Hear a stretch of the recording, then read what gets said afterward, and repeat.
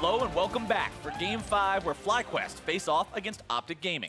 Let's go ahead and jump into things by looking at the starting lineup. Selecting blue side, it's Flyquest.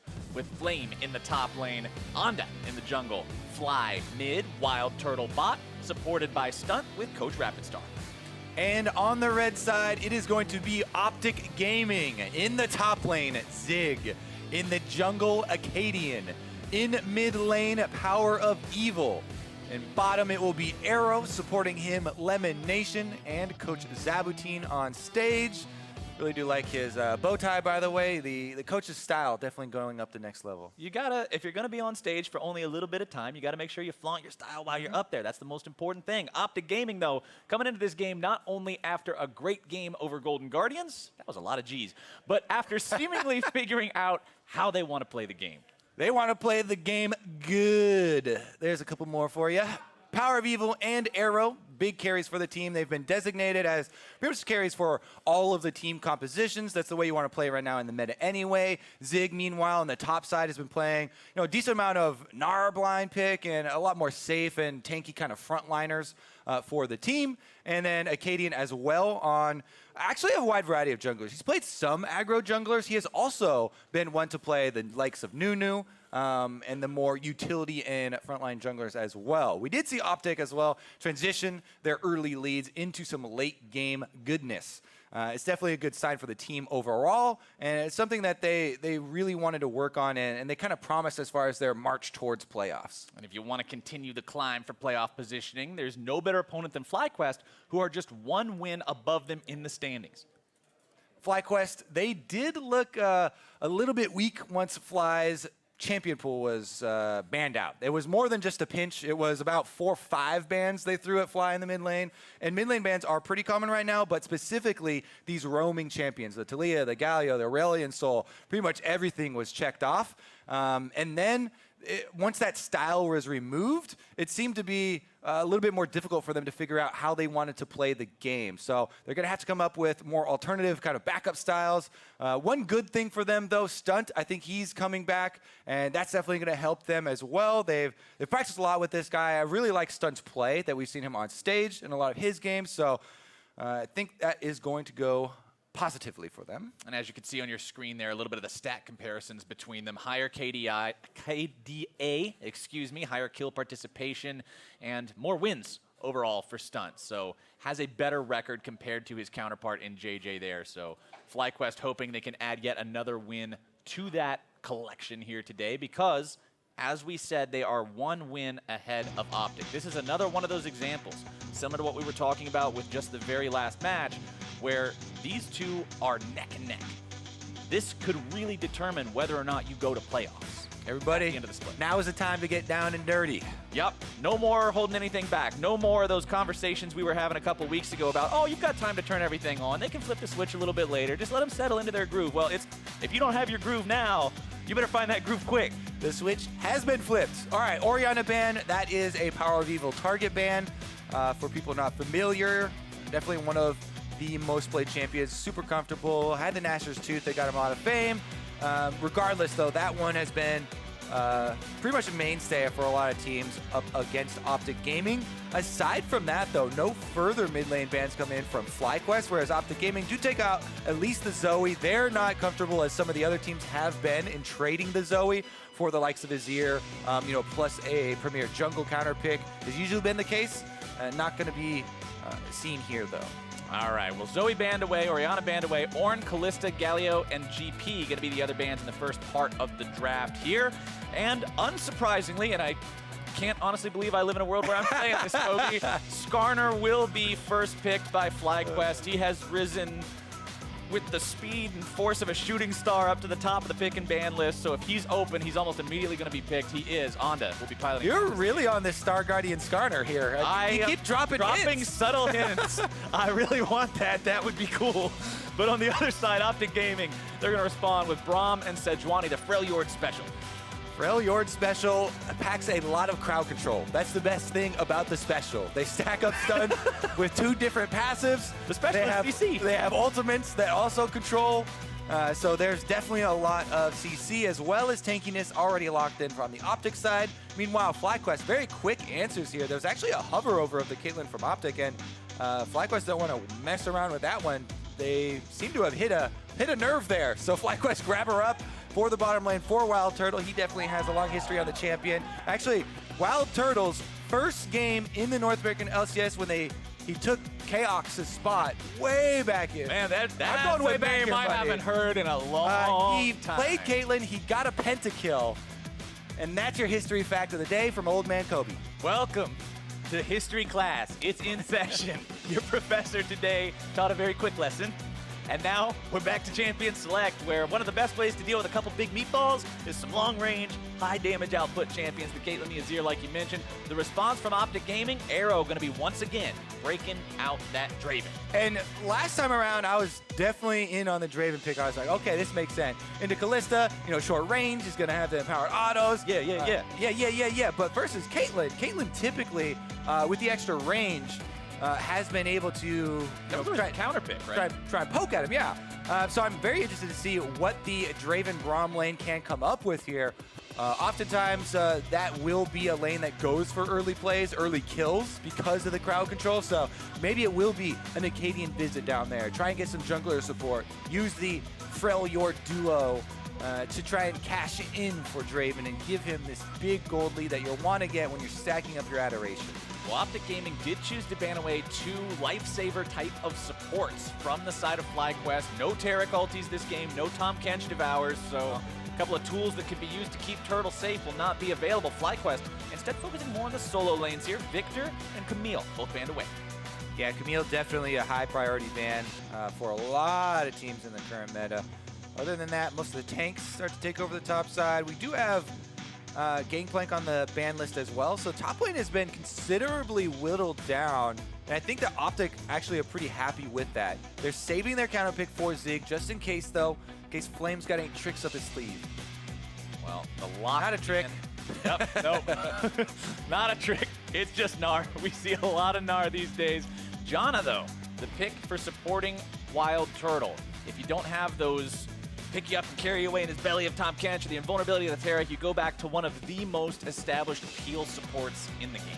Yeah, she definitely is established as a peel support. I love it with the composition. They have knockbacks with Azir and with Janna as far as keeping Caitlyn safe. However, in lane, I'm looking at that Janna as a kill target. Oh, the yeah. eyes get big.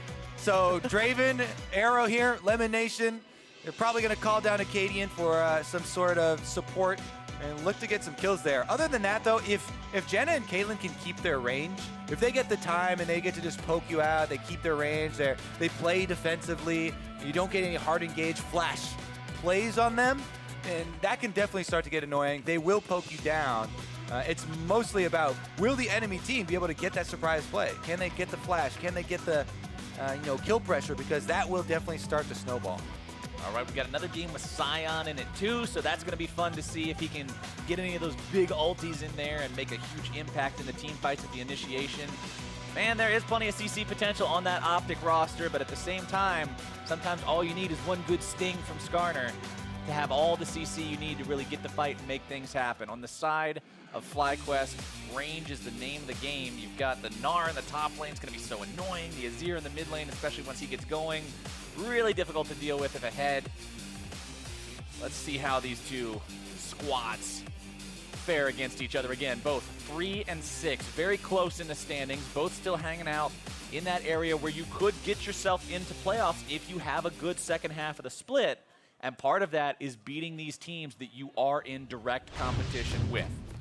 Yeah, both these teams have had some struggles.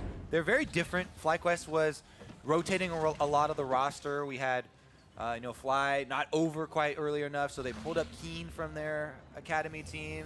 They also pulled up JJ, as we've seen in the last couple of weeks, as the support role.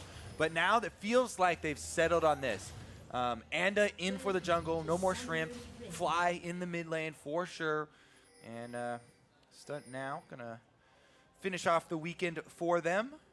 See if this final roster does actually settle down for them and can pull out one of these much needed victories and team tied in the standings. Meanwhile, OpTic Gaming keep talking about the hard work they're putting in. They're going to outwork their opponents, and they have had some tough beats in these best of ones, really close games in the late game. But now it has been about this Draven recently for Arrow and trying to get him going early. One thing I'm going to comment on immediately, we do see the Predator approach from Onda here on the Skarner. This is something that we've seen a few different players try out with the nerfs to Summoner Spellbook. It's not quite as appealing anymore, considering nobody's actually using it. Sometimes in solo queue, you'll see people take Ghost early on and switch to Flash later, but nobody does that in LCS. So just 15% isn't quite cutting it. The Predator is starting to seem to be a favorite. Yeah, plus the nerfs to the rest of that tree. The utility tree also getting the stopwatch nerfs, the boots nerfs. Well, LemonNation taking some damage. There's your early poke, and that's the kind of annoying part of the lane that I talked about. You know, Caitlyn, long range. Janna also can do a lot of damage with the W after the changes to this champion. She usually runs airy, and they can really force you off the minion waves, take control of the level game, and that's where they want to keep it. The team with the hard engage, though, the Draven and the Braum, they're the ones that want to switch it up with the jungler intervention, the flash plays to go for the kill. You mentioned that jungler intervention even in Champion Select, and Akaadian's somebody I'm going to keep my eye on, because sometimes it's something that you see, whether it's a Hashinshin thread or whatever on Reddit. People talk about like, oh, it's not actually between the laners, it's about which jungler gets involved more. And when you have one of these lanes that feels really abusive on the side of the more ranged champions, that jungler getting involved or not could decide the way that goes. So if Akaadian can make his moves towards bottom side, we'll have to see if he can get Arrow and LemonNation going. Top, Flame putting some damage here into Zig, who lays down the Decimate. Zig rocking that Glacial Augment on the Sion, so his active items as well as auto attacks gonna have a little extra slow effect. Yeah, and a big part of that, if you haven't seen it, is right after he gets back up, the zombie Sion with the Glacial Augment. It's a huge slow on melee champions, and he can just get a lot of counter kills because he's so fast, and he basically perma-slows you. So watch out for that one. Once he dies, the danger's not over. Got to make sure you're playing around that dead Sion properly. We've seen a couple of teams do that pretty well so far. Can Flyquest do it too? They're going to have to if they want to make sure they're successful here. And moving over, stealing the enemy Krugs. We talked last game about how Krugs feel really bad to take. Krugs get an extra bonus feels bad man for Skarner because they're the only camp in the game you can't do with your Spire. Yeah, but at least you can proc your E on a bunch of them, and you get your like little moment of happiness when you It's get not a big enough moment. Still feels really bad. Come on, I'm just trying to You will steal them away. see the silver lining here with me, buddy. All right. We gotta think positively. Yeah. We gotta always look for what's gonna be good about this situation. And for Flame, what's good about this situation is maintaining total control over this lane, keeping Zig very familiar with the sight of being underneath his own turret. Yeah, unlucky overjump there, just out of range of the minion. Doesn't get that last hit. Meanwhile, Arrow's actually doing very well down here. Not taking too much of a CS deficit as they got poked under turret and they gave up control of the wave and the level lead and stuff, but just stacking up his adoration, still landing a decent amount of the last hits, and the junglers are actually colliding on the mini-map as you see the pings go down, so everybody's aware of both their positions. Just a little bit of the early warding trade. Predator was actually used by Onda there as well. So he picked up the boots for himself and then used it as he ran in there seeing Akaadian, wanted to make sure that that fight broke out. He had every possible advantage for it. Skarner's actually an incredible duelist if you fight him inside one of the Spire zones. So Akaadian wanted nothing to do with that, got himself away. Goes back to his own side of the jungle, keep farming up those camps. Flyquest has actually built themselves up a 500-600 gold lead though, just early on in this game by farming better. Yep. 5 minutes in, that's pretty substantial. Yep, pushing the lanes a little bit here, a little bit of jungle. And speaking of the jungle, Onda's going to invade. He don't believe he completed the Spire, but he's still going to take the fight. He still says, you're a Sejuani, I'm a Skarner that's flashing over the wall, but I'm still in some trouble. OpTic collapsing on this right now, and Onda goes too far into enemy territory, brought down. I think they wanted to give that to Arrow so he could cash in. Yeah. But then a little bit too much health was left over there, so PowerOfEvil says, I will take this, thank you very much. And that is also going to boost a Syndra towards the level 6. and she'll have more items when he goes back to base at that level 6. So it is very well spent as far as the gold going to the mid lane here. Well, he's just going to use that ult, I guess, for a little bit of lane pressure. That's sending a message ult. Yeah.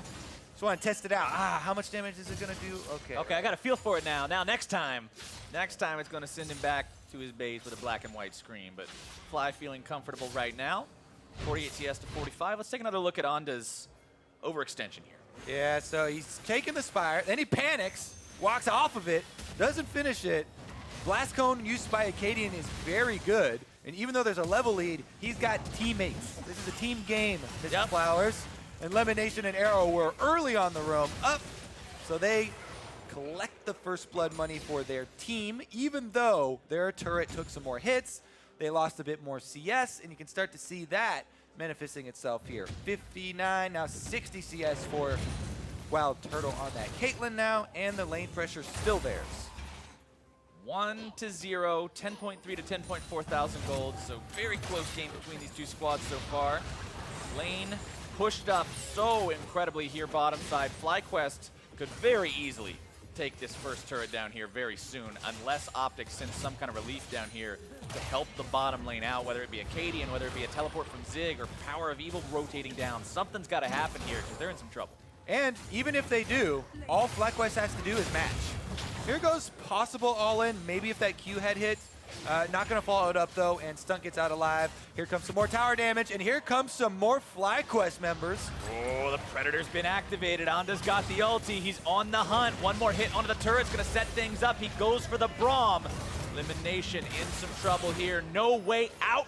Goes home with a death timer. Fly grabbing the kill for himself. And we're seeing why the Caitlyn used to be so often picked into the Draven. This was Arrow choosing that one, but the Caitlyn Janna, that one's going to push down your turret. They get the first turret bonus gold. They also got the bonus kill on the support there. Feels good, man. Because OpTic Gaming did not respect the roam here. And you also got some value out of your Predator from Onda. Able to utilize that ultimate very effectively. I want to keep an eye specifically on how Onda builds, too. We see a lot of Righteous Glories coming out from the Predator Skarners, so they can always have some kind of a go button no matter what's on cooldown. But it'll be a little bit longer before we can see that. Everybody's still starting to build those first items. Sion ulting back to lane. Chugga, chugga, chugga, chugga, chugga. All right. Kicks that minion out into flame, finds a little bit of damage there. I still want to see a big, crazy Sion train wreck into multiple people. Or conversely, I would like to see one miss completely and end up in the enemy turrets between tier 2, because that, to me, is one of the most hilarious things in the game that can happen. Ah, I see you too have been familiarized with Diamond 5 0 LP Scions. Meanwhile, we have some control wards being now set up by OpTic Gaming. They've lost the bottom turret, but they don't want to give up control of the dragon area just yet.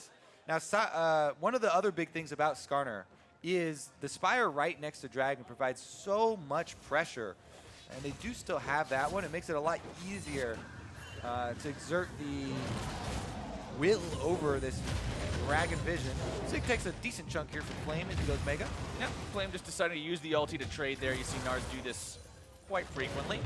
Zig still eating more damage as those rocks get thrown out. Going to be stuck under his turret once again. But like you were saying, if Skarner's got control over the point and you have no vision there, it's incredibly easy for him to even solo the Drake once the jungle item is completed. So always have to be aware of that. If you're OpTic, you don't want to fall behind, start losing these neutral objectives too, considering you've already got a 1,500 gold deficit since your opponents have so much more control right now. Especially for Arrow on this Draven. No deaths yet, no kills yet. Really want to cash in before you end up getting picked off.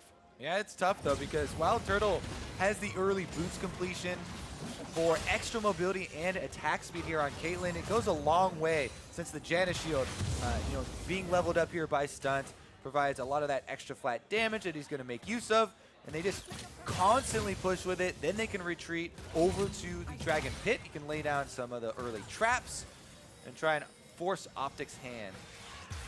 PowerOfEvil trying to get himself away from this one, but it's a flash into the ulti from Onda that should still seal his fate instead. It's going to be Fly who's brought down Onda. In some trouble now, the Draven ulti lending aid from far away. Akaadian also showing up in time. Big plays from OpTic Gaming. Meanwhile, the bottom lane had to abort mission there as they run for their lives due to the skirmish in mid lane going the way of OpTic. No hesitation there from the OpTic duo. Akaadian ready and pounces on that counter gank, allowing PowerOfEvil to just blast the Azir here, unloads with the ultimate, gets the full combo down, and the kill was so quick that there was no recourse here for Flyquest. That's also going to mean the objective goes their way. Cloud Drake being started up right now, and they should be able to finish it. Very good. Mountain. Mountain. They were standing on top of it. By most counts.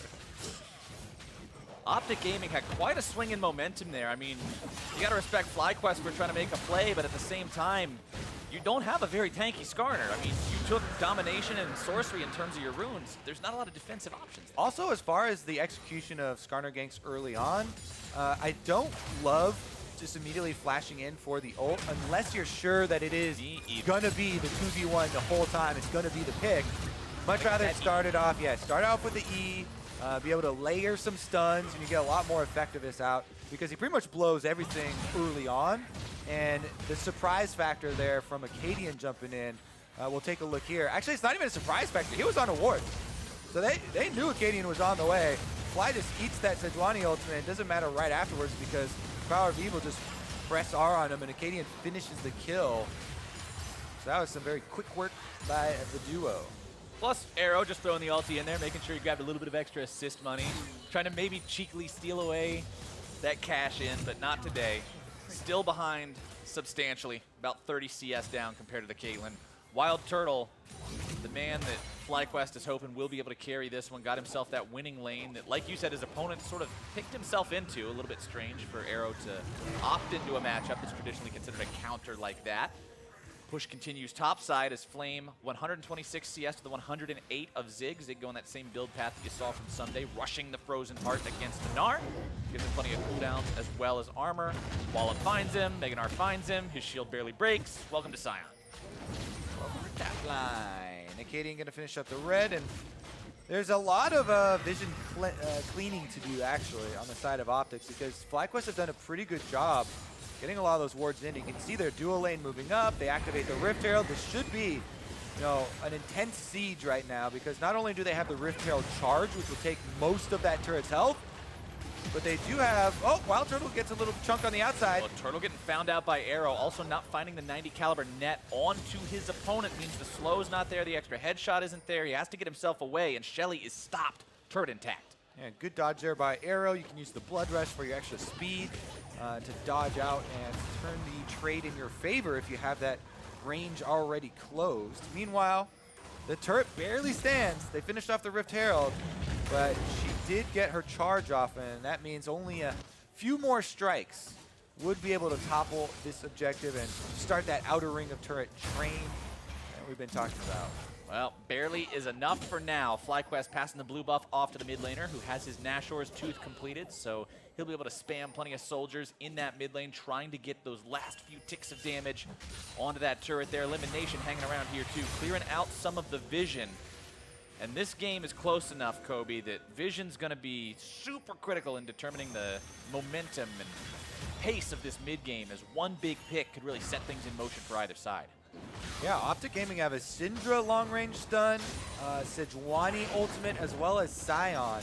4 possibilities of locking people down if they are able to catch them off guard. Meanwhile, Flyquest would like more standard fights. They're farming up right now. Infinity Edge on Caitlyn. As soon as he gets some of those Zeal multipliers coming in, going to feel a lot better. And it's just going to be the Azir and Janna duty for disengage. Try and keep the DPS functional. Meanwhile, burst damage over here being stacked up. A lot of spheres. Uh-oh, Onda. Oh, he's in some trouble. That's not something you want to face check. It's a lot of spheres. Holy moly. Plenty enough to deal with a Skarner with no magic resistance. Come on, man. He's got a Mercury Tread. Is on cooldown there, all gray from the Predator. Yeah, it's hard to tell sometimes, but OpTic now setting up shop on the enemy mid lane turret. Saying, all right, you got a shot at ours, we're going to take a shot at yours. We won't miss, though. They tie that turret count up 1-1. Gold only 100 apart between these two teams. Last game was close. This game is close. All these teams hanging around this same part of the standings. are seriously competitive with one another for those lower playoff spots. All right, what counter can Flyquest manage here? They're trying to finish off the last few hits of that turret. They're just kind of dangling in front of them. No minions, though, to work with as PowerOfEvil is able to clear out the rest of the wave. It looks like Arrow should be able to clean up his minions, but again, wave clear, gonna be tricky. Here comes the push. There goes the turret, and Flyquest grabs themselves another objective. Take that gold lead back to almost 1,000 up over their opponents, onto capturing the Spire. And it's like what you mentioned earlier about the river. That just makes you second guess if you want to walk in there, because you know the Skarner's strong. So if they're all setting up there, it could be a bad place to go. They're not worried about it right now, though. Arrow just continuing to farm up here in the bottom lane. Still nowhere near the farm of WILDTURTLE, who now has quite a juicy wave to farm up. Yeah, and they're also going to want to reset before this Drake. 44 seconds. There's still a little bit of time. Turtle can clear out this wave and then go purchase. Let's see. He's actually sitting on not that much gold. About 1,500 maybe after he clears another one. No, 1,200 there. So could actually pick up Zeal completion, which would be decently big. Goes back, gets it now. Yep, Zeal and the extra dagger. So that is going to be ready for this Infernal Drake, and you would want to set up a little earlier with the traps if you're Flyquest side, whereas OpTic Gaming definitely want to try and snowball, get that Infernal Drake passive for later. Top side, though, is definitely something to keep your eye on, because Flame has had the push onto Zig on the Sion, so the pressure is there, and Zig's trying to clear out the minions right now. Onto having been popped twice already by the Akaadian and PowerOfEvil Wombo combo, buying the Spectre's Cal second. Not going to be going for that Righteous Glory rush right after the Cinder Hulk, recognizing he needs the magic. He's actually got a lot of magic to do. Yeah, so now he heard you talking. He had to make sure that he corrected that. Open your eyes, boy. Akaadian, Arrow, LemonNation working together to take down this Infernal Drake. It's going to be a nice damage boost here for OpTic. Gives them some scaling power as topside Turtle and Stunt saying, hey, you took the Infernal, we're going to take the top lane tier 1, objective trade. 3 turrets to 1 overall now. Flyquest nearly at a 2,000 gold lead. Push continues as the minion wave going to be shoved underneath that turret. Oh! Fight bottom side though, Flame defending his red buff from the OpTic Gaming invaders. Yeah, but he's got no smite. He's a top laner. Yeah, you're only going to defend it for so long. Akaadian steals it away. Flame tries to use the Mega Gnar to get away with something there, but it doesn't quite work out for him. Yeah, he definitely was trying to flex a little bit. Meanwhile, top side, the push continues with the Caitlyn. Red buff here, full trap set up for Turtle. He feels pretty confident with his Skarner roaming up as well. Meanwhile, Flame attempt to pick him off, but he's able to walk away, keep his distance just barely there with Gnar. Multiple members of both teams on opposite sides of the map. Tier 1 goes down there. Everybody's backing up from Flyquest on the top side here too. Still a super close game. OpTic with the edge in terms of those Drakes, though. Another Infernal will be spawning next. So if they can continue picking up these high-value Drakes, they're going to have a distinct advantage as this game scales onward. It's going to put some pressure onto Flyquest. Taking a look at where the items are, you can see your Infinity Edge, Static Shiv, 2-item spike coming in from WILDTURTLE. Not quite as exclamatory as the 3-item spike that we normally look at for these Caitlyn's and these Tristanas, but it does mean she will be a significant damage threat in a team fight if she gets some free firing time. Arrow, not quite as much money in his pocket, only the Infinity Edge. Yeah, he doesn't have the money yet. He does have over 400 Adoration stacks, so he's still looking to cash in on those. Has been stacking them up all game long, and that would allow him to catch up to Turtle, but gonna have to secure a kill in order to cash in and get that money in your hands so you could actually purchase. Meanwhile, on the table, Turtle already has that complete Static Shiv, so feeling very good. We're about to enter the mid game here, so we should talk about the team comps and what they're looking to do. It's kind of classic disengage with backline DPS of Flyquest and a little bit longer range versus the hard engage that OpTic are going for. A lot more burst damage on this OpTic side, so they're looking for the quicker kills, catching people out with their CC, and you got to keep your eyes open once you hear the horn of that Sion train coming through, because that could be the signal that things are coming your way. OpTic need to pop somebody fast, and Flyquest need to do everything in their power to make sure it's not their Azir or their Caitlyn. The longer this game goes on, the more ferocious those two champions are going to become. We know what they can both be in terms of just massive cannons for their team in the back line, firing away from such long distances that make it very difficult to deal with them. And I want to point out too, remember, we've seen with the rise of Skarner in the past couple of weeks, if you've got a big tank line, but one of your tanks is not respecting the pull, if they walk up too far and Skarner just drags them away from the rest of the team, if you've got Azir and Caitlyn, they can still bring them down. But now, the threat is on to Stunt, who's picked off immediately by Akaadian and LemonNation together. Yeah, no hesitation there. Another very quick flash from Akaadian. Finishes that one off. They have vision control around Baron, too. This is a dangerous time to be giving up picks like that. The support instantly killed. That was one of the drawbacks we listed of Janna. Even though you can get the annoying range harassment, if you get flashed on, if you get full hard engaged on, they just locked her up, and the extra kill money is going to go a long way. The extra tower pressure is also going a decent way here. Not able to finish it off there for OpTic Gaming, but they still have members around. Like Donda's decision to walk up there with the sweeper on, prevented himself from face checking that brush with Akaadian and LemonNation waiting. Arrow pushing up top side, getting that turret a little bit low, but not sealing the deal just yet. QSS completed for PowerOfEvil on the side of OpTic, and I really want to point this out because we talk about with Malzahar in the meta for as long as he was, the QSS was paying the Malzahar tax, but with Skarner making his rotation, different purple champion, similar theme, you've still got to pay the tax, and PowerOfEvil is just eliminating one of those options because Onda wants him or the Draven, right? So if you just get a QSS on both of those guys, suddenly the job for the Skarner becomes a lot harder. I really like this pickup from PowerOfEvil. And I have to say, building a QSS versus Skarner feels a lot better even than it did building it against Malzahar, because if the Skarner's going full tank, then without the ultimate, he's useless. He just kind of sits there. He's big melee minion. He's even purple. Yeah, just stomp on that Scorpion, and the threat is mostly gone.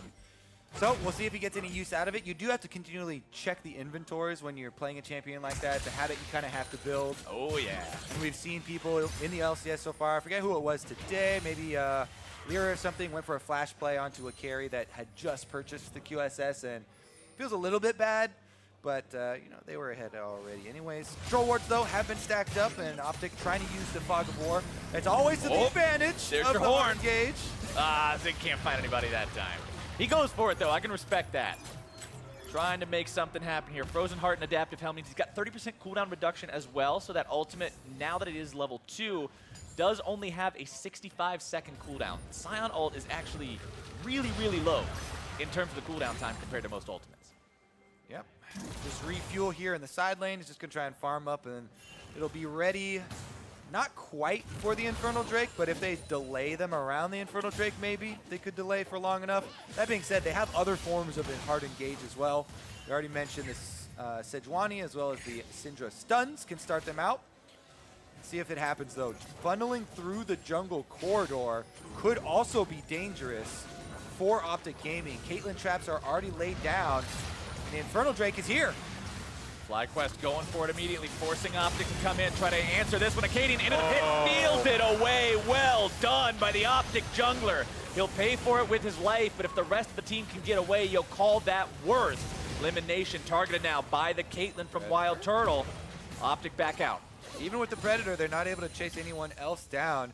That was a pretty big steal. If OpTic can keep Flyquest from getting anything out of Baron pressure in a 5 versus 4 scenario. I think it was a very early smite from Onda, but in the meantime, they're going to start it up. Sion ulti's back.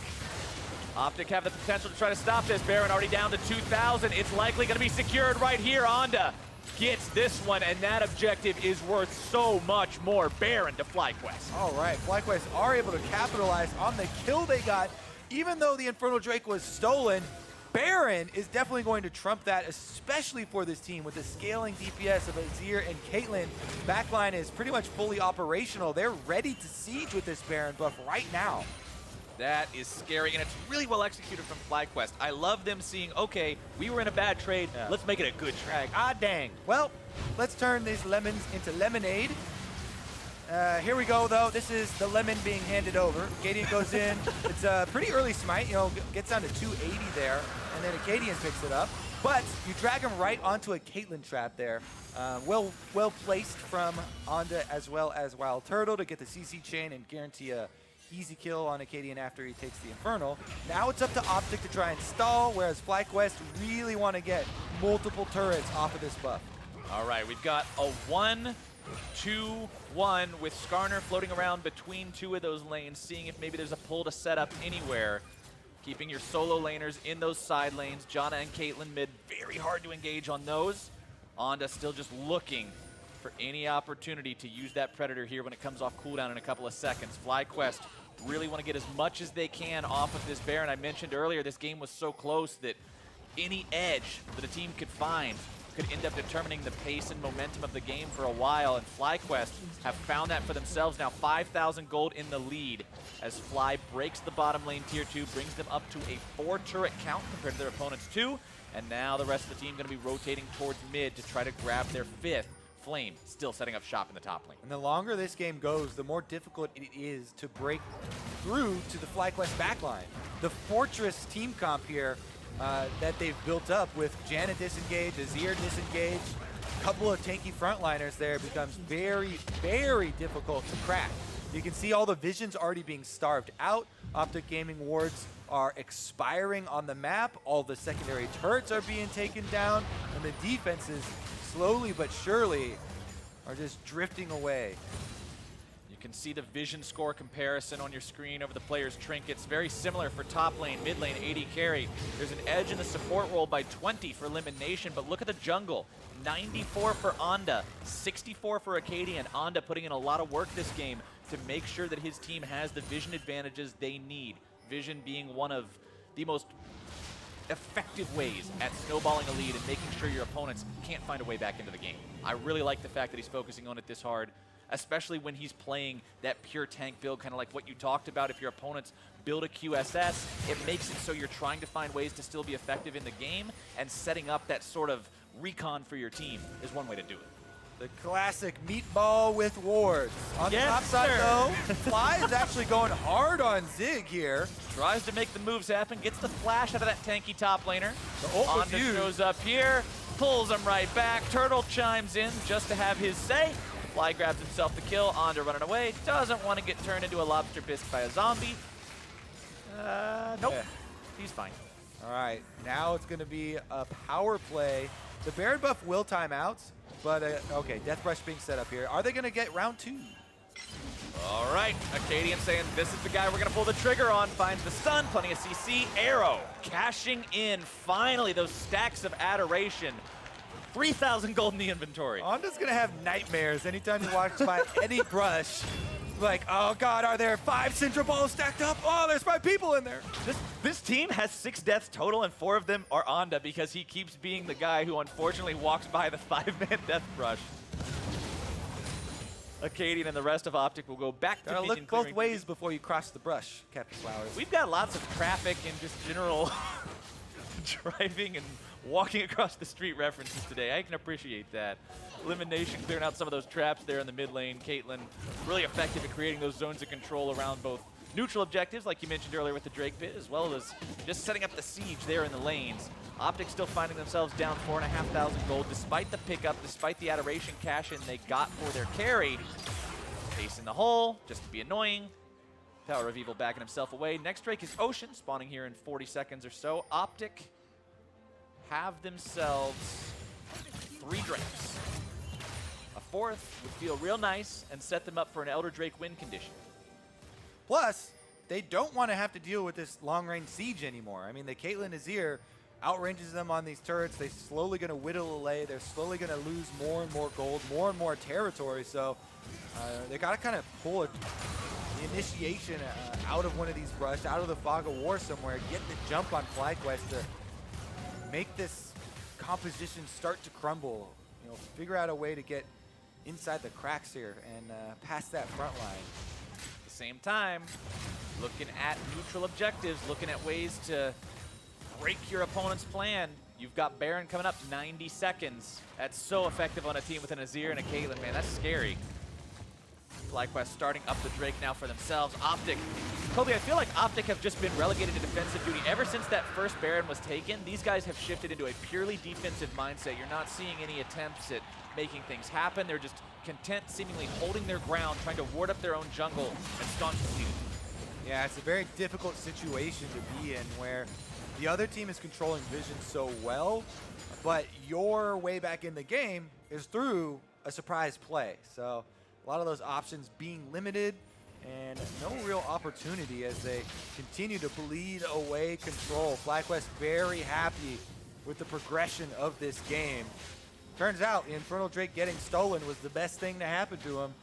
Go up there, grab the Baron instead, and now they've got the control. They're the ones in the driver's seat, and the drivers should be moving straight up to siege once again. They have to worry about any sort of flanks, though. This is a level 16 Sion, and the ultimates are definitely ready here for OpTic to actually find someone out of position.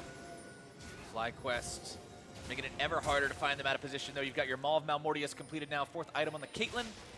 Banshee's Veil on that Azir means you've got to pop that before you can even hope to initiate onto him. I really do like the itemization. Here we go. Oh, Turtle getting himself caught out, tries to get away, does survive for now. Stunt gonna be taken down first. Akaadian drops though as well. Fly looking to chase this down even further. OpTic, multiple members on the run. There's so much damage output here from Flyquest. Massive Mega Gnar from Flame gonna send 2 to their face as Arrow and PowerOfEvil, the last men standing, trying to get away. Zig's body counts as half a man standing, but it won't be up for long. PowerOfEvil gonna be crit there down to 1/3 of his HP. Flyquest moving over to Baron. Yeah, that should be the objective afterwards, unless PowerOfEvil makes a very risky play to walk near and try and steal it with a QE or something like that. He's probably should not. I don't know about that one. I don't know about that one. But Flyquest, that just goes to show how strong of a comp they have at this stage of the game with this big lead. OpTic Gaming, they found their little opening. You know, they found one of the cracks right to a carry. They got the initiation on the Turtle, but he uses all his summoners, and the support here sacrifices himself to save Turtle. Janna goes in, Stunt, ultimate, and as long as he keeps Turtle and Fly alive, then it's an easy chase down for the rest of the Flyquest members. Flame coming up with a really big secondary engage there on the Gnar, and then also has his leftover stopwatch, I believe, there for that last immunity. And it wasn't just Turtle's summoner spells, it was the Mikhail's Crucible from Stunt that helped him escape that CC too. So big purchase from the support, doing what every carry dreams their support will do, lay his life down for that of his friend. Flyquest once again setting themselves up for success, setting themselves up for control. Well. Got a Baron buff. Dig, okay, there you go, Kobe. There was your Sion ulti into the wall. Not quite finding anything. Stunt getting himself away, onto Stunned up. Again, the Skarner, the target. OpTic take him down. PowerOfEvil on a rampage with that kill. It's hard to navigate corners with that Sion, but they do find the pick anyways. They corner off another. Onda does go down, and they do have now 5 versus 4, but Turtle with this Baron buff, pressures on top side. Wow Flame on the Gnar is still pushing bottom. Zig will move up to try to stop Turtle. He does have the Sion ulti on a 39-second cooldown, so it's just about up again and ready to go. He can use that to charge through the trap line, just like you're seeing here. Right towards WILDTURTLE, finds the stun, into yet another stun, into a winner's fight. That is all she wrote. Unstoppable for PowerOfEvil.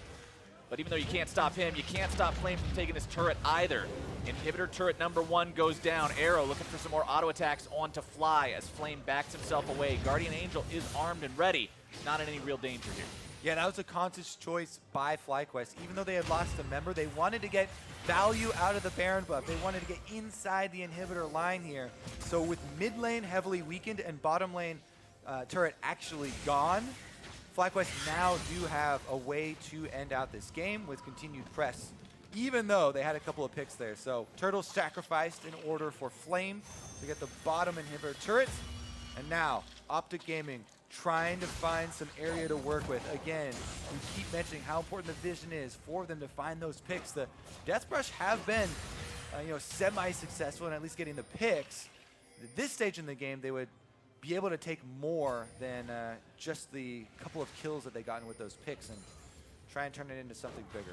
You know, I want to give credit to OpTic's carries here as well. If you look at PowerOfEvil and you look at Arrow, look at the score lines.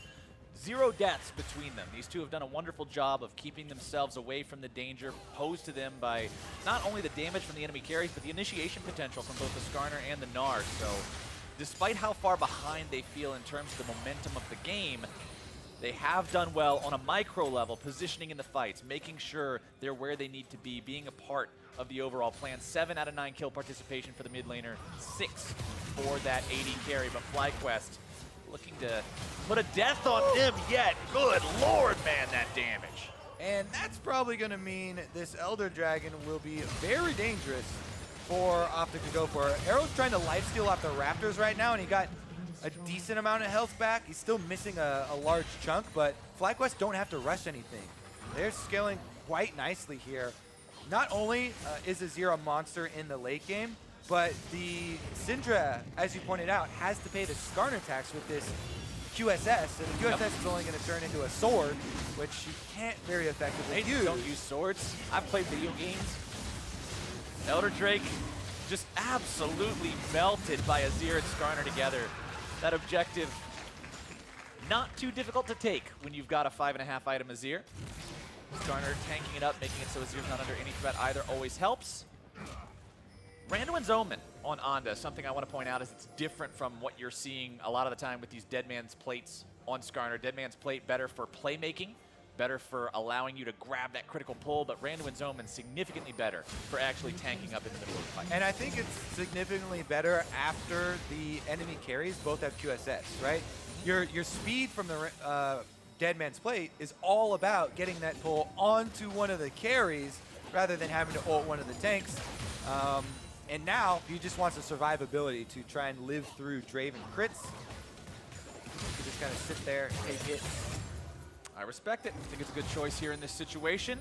As Flyquest, once again, pushing up in this mid lane. They've got an exposed inhibitor bottom, but they want to try to put the last couple of hits into this inhib turret mid lane instead. They've got a 9,000 gold lead. They've got the Elder Dragon burning away. They think they should have the damage to break this one open, but can they execute?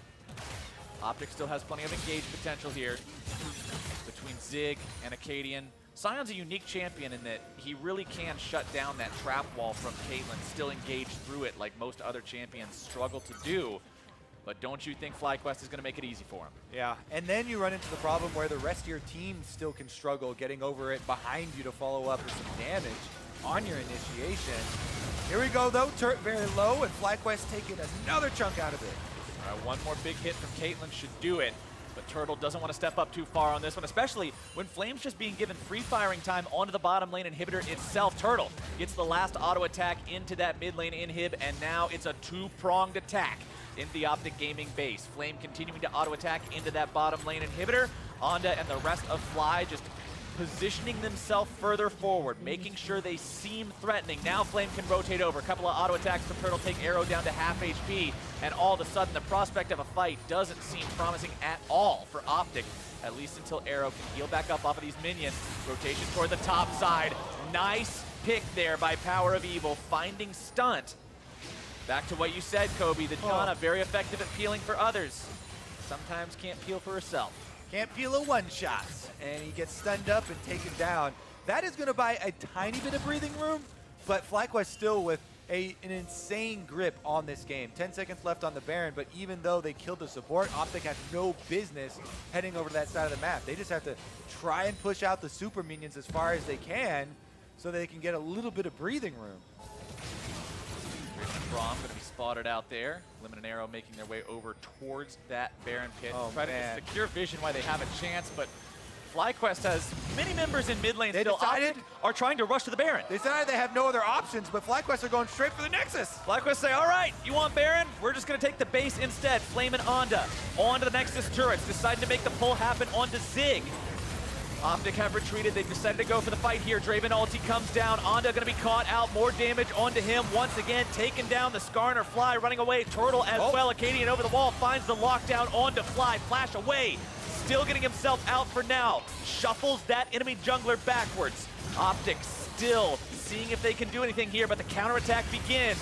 You've got the damage, you've got the range. WILDTURTLE bringing the pain here onto the OpTic Gaming front line. They pop the Guardian Angel for Flame. He's going to be resurrecting in just a moment. Gnar is full. PowerOfEvil taking down Stunt yet again. The gameplay button has been pressed. But again, the minions during that fight did a lot of damage to the Nexus turret, and OpTic Gaming are running out of resources here. Baron is still available, so Flyquest, after they get their jungler back and support revived, could easily return to this area of the map. OpTic Gaming, though, again, they just thinking one step at a time right now. Every little victory here buys them a bit more time to try and come up with that big play. Now, their risk tolerance is risen to the roof because there are so few options for them. They're willing to go for it. They're going to rush down this Baron. Should be able to get it as well. Never say die. Go for something, because you know just sitting and waiting is a guaranteed loss. OpTic grab themselves Baron and buy themselves a bit more time here in this game. The defense will continue. This is deja vu, Kobe. The defense into your opponent's seemingly endless control. Here's another look at Flyquest. They answered the posturing around Baron of OpTic with some pressure onto the Nexus, but then OpTic, again, they're the team with all the engage. This is the hard engage versus the disengage here, and they were able to catch them in a scramble, get one kill. However, in this extended chase through the corridor, they then delay a lot, and Flyquest are able to harrier them on the way out, allowing the minions time to weaken the Nexus turret there, just kind of keeping them around a little bit. Guardian Angel gets popped there for Flame, and then PowerOfEvil over the wall, stacking up a couple more spears, finds Stunt once again with the ultimate, and is able to get another kill for the team. All 4 carries this game, Kobe, are full build. Turtle so far full build that he's actually gone ahead and sold the boots. And that means that every other person in the game, including the other 2 carries on the enemy team, can be killed in the blink of an eye. You make one misstep, you are dead. This game is balancing on a knife's edge. Like this play from OpTic, they don't have time, so they're going for the only opening they got. Pop the Banshee's Veil first. That's what's got to be done. Fly gets himself over the wall, though. Well, swing and a miss. Yep, a good attempt. But now, Flyquest get their counterattack opportunity here in the bottom lane, pushing onto Nexus turret number 1. Flame will take that one down. Zig firing off the ulti, looking to find Flame on that one. Flash away, keeps the little Yordle alive. OpTic, 2 inhibitors down. The third about to be exposed if Flyquest have their way. LemonNation moves into position just in time to protect it. 2 more Turtle auto attacks, likely enough to take that one down. More shields from Stunt as Turtle makes his way through the enemy jungle, making sure they can keep that valuable carry alive.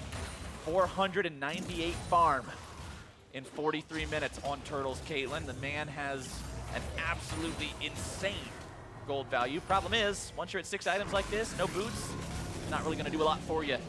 Not anymore. Flame over the wall, keeping himself safe from Zig yet again. On the top side, just... That's fun to do. Just use your shield, tank a couple turret shots. He's like, your turret may still be standing, but it doesn't do any damage to me. Very scary on the Skarner right now. Very tanky. Still having the opportunity to pull anybody that overextends. You do have Mercurial Scimitar on both your Syndra and your Draven. Like you said, that Skarner tax feels really bad for the Syndra right now. Happen to have that item that effectively does nothing for her damage output in a game where she wants to be able to guarantee the one hit onto either of those enemy carries. All right, let's see how OpTic can band together. Because Flyquest know they have time on their side. That's why they're taking this one so slowly. They don't have to rush into it. Got them pinned up. They're not going to get any stronger. As you said, Syndra can't fit any more items in. And there's no more DPS going to come through. So they just continue to strangle out any of the extra resources here, closing in the vision on both sides of the jungle. OpTic know that their carries can't get any stronger, but maybe their front line can. Granted, you're up against a 6-item Caitlyn, 6-item Azir, so an extra tank item maybe means you survive 2 more auto attacks, but those 2 auto attacks could be what you need to walk out with a win here. For OpTic, considering every fight for the past, what, I don't know, 20 minutes has been in or around their base, one big catastrophic loss is the end of the game. Your opponents are already knocking at the door. You've got to make sure that everything from this point on is flawless or at least even enough to hold the line. They drop some wards in their own territory, trying to just keep an eye on everything. FlyQuest playing it so slow, so steady. Elder Drake spawning in under 90 seconds now. That could be the win condition FlyQuest is waiting for. But we'll have to see if that's what they opt into. They do only have one Drake for themselves, so the burn isn't a huge bonus, but you're keeping it out of the hands of your opponents, and you're giving yourself that extra little edge that just might be enough. Honda will continue on vision clearing duty. I talked about his vision score earlier, comparing it to Akaadian's. He's now up to 179, which is the most in the game, and of course a big part of that is zombie wards. Those inflate the vision score quite a lot, but still an impressive amount of vision control coming from the FlyQuest jungler. Well, Gathering Storm is also taking a pretty big effect now, as both OpTic carries do have it. Turtle also is running it. That means that's 2 Gathering Storms to 1. There's a Storm advantage over for OpTic Gaming. Remember, Gathering Storm ticks every 10 minutes on that 10-minute mark. So slightly under 4 minutes from now, you are going to see another big damage boost for Power of Evil, Arrow, and Turtle. Yeah. Could be something that OpTic is hoping. It's moments like these where Fly on Azir, he took Scorch. Moments like these where you're like, I should have took Gathering Storm. Like, that feels pretty bad. FlyQuest pushing up the mid lane, though. They've got themselves the Azir turret to protect themselves under. Raising that one at the tier 1 site. Zig going to be forced back from the Mega Gnar. Flame wants to put auto attack. Take it down the turret. He's got 1. Even care. He's got 2. He's moved around the outside. Keep on count. Keep on count. Tries to jump over the wall. And nope. All right. Wait. Is he stuck? Is he stuck? 2 versus 1. He's got him against the wall. He's down. He's going to get back up. He's going to get up, but it doesn't matter. FlyQuest have got the Elder Drake for themselves, but their little prehistoric Yordle is history. I'm sure Flame is not happy with that trade. It's just a late game Drake over there, but it does feel bad to lose your GA. Here's the initiation on the Turtle, actually. Feel even worse to lose your AD carry. Thing is, Stunt again going to be there on that Mikhail's Crucible, keeping his team safe, but now he's once more the sacrificial lamb. Power of Evil grabbing a legendary spree off of that. OpTic now has 5v3 for 30 seconds. OpTic may be trapped, but they are making a hard fight here. And Power of Evil goes for Power of Evil deletes him! The power of the Syndra. I don't give a damn if he has a Mercurial Scimitar. He's still got the damage he needs. OpTic Gaming are just willing their way out of this corner right now. They make the pick on the Flame. They gave up the Elder Dragon. Didn't even care because they're taking down the kills. And now they've got a death timer to work with on Turtle. 44 seconds left. They're looking to finish. You've still got to break through Fly's Azir. He's got to hold the line here, though. OpTic pushing up. They've got 5 men strong. Power of Evil going to be taken low. LemonNation low now as well. Zig teleporting into the fight. Going to drop the Decimate. Interrupted by Onda. Flame still looking to defend on this one, too. OpTic still trying to end this game. Locket of the Iron Solari will protect the rest of the team. Fly continues dealing the damage, but now it's Flame into the back line, and the counterattack has been realized. Fly cuts him to pieces. Arrow's gonna be taken down. The depth is so low, but so far away. A triple kill for FlyQuest. They ace OpTic Gaming. Oh man, OpTic they played so hard to get out of that end game. They picked off the top lane, ran down the middle, got another pick, 2 more. Power of Evil flashed in, but in the end, they were a couple autos short of finishing off that Nexus, and now FlyQuest will be able to run it back. What an ending to this game. So much fight there left in OpTic, but in the end, FlyQuest are going to be able to move up the standings. After last game, I figured that would be the best ending of the day. Then they gave us this. Truly an effort from OpTic Gaming. What a defense, but FlyQuest, 49 minutes in, will claim their win here today. OpTic came closer than I think anyone expected after seeing how that game had played out for the past 30 minutes to winning that game. Like you said, that was 1-2 auto attacks away, depending on who hit it, from going down. What a counterattack, what a push. I love the fact that they were willing to go for it. I love the fact that this team was willing to risk their Nexus turrets for a Baron because they knew they couldn't give another one up. I love that attitude when you're playing from behind to just go for it because you can't sit there and wait. But Flyquest controlled the game well ever since they got that first Baron. Like you said, the blessing in disguise of losing the Infernal Drake. They had such control, and they just strangled OpTic out of the game for the most part. Definitely a close one to end out the day on. And past the halfway point here now with the North American LCS as we come to a close for this week. Congratulations there to Flyquest, moving up the standings, getting that win and that separation that is very important on that borderline of the playoffs cutoff. Especially, like I said earlier, how close both of these last two games today were. We had 4 teams that are all sitting around a very similar scoreline right now. And the contests between them showed why those scorelines are so close, because they seem so evenly matched. Every win could be the difference between going to the playoffs and watching from home. Yeah, Stunt there. I'm glad he can laugh about now, getting one shot over and over by Syndra. He's like, I mean, at that stage, you just got me again, over the wall. What am I supposed to do? That's the life of the support. It kind of takes me back to like a couple years ago, you know, where it was the support Zyra's running around, Syndra was meta, and just one-shot supports were happening. That was the norm. Now everybody's playing the tank support, so we don't get to see it as often. But yeah, they don't quite get that nice touch. Frequently. But yeah. once Syndra comes back, I mean, you start to see things Most like people this. like to see a Janna getting one shot.